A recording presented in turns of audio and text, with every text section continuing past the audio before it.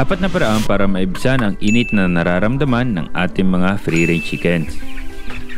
Ipapakita ko sa inyo ang mga ginawa ko para naman matulungan ang aking mga manok ngayong tag-init. Tara! Dahil sobrang init ngayon, bago ako pumasok sa opisina, binigyan ko ng assignment sina John Paul at J-Man. Kailangan natin gawa ng paraan ating mga alaga. Kailangan natin silang protektahan. Tama? Yes. Tama. Ang gagawin natin sa batch 20 na nasa grower house, Maglalagay tayo dito ng dust bat at magpalit tayo ng bualaw.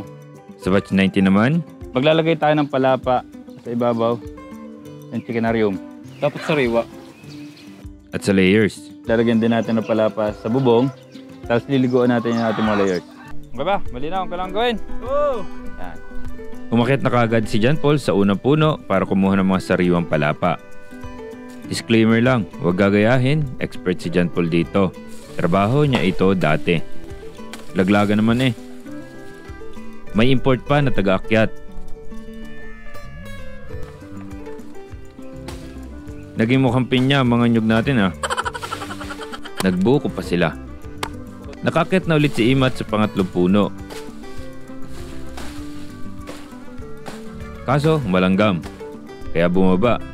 Bumaba na si Imat. Madami daw langgam. Pang-apat na puno, Babaan mo konti. nakarami naman at umakyat na rin sa panghuling puno.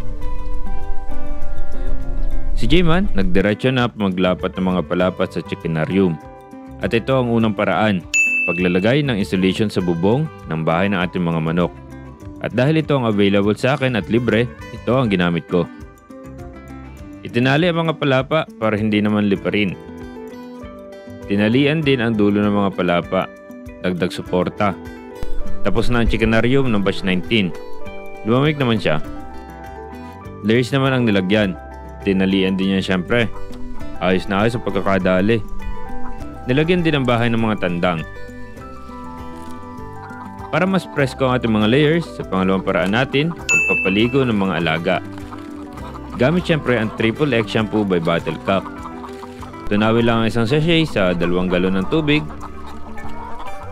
Ilublob ang mga manok at siguraduhin na nabasa hanggang balat.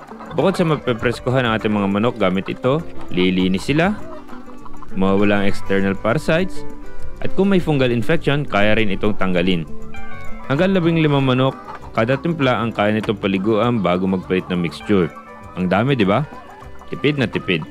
Kasi sa Triple X Shampoo, hindi dapat kulang ngayong tag-init.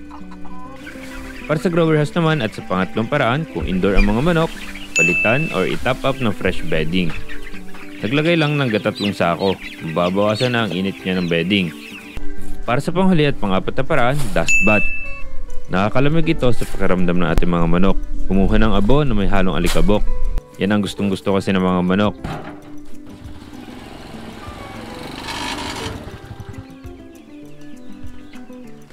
Pinasok lang sa grower house at ipinasta sa sulok.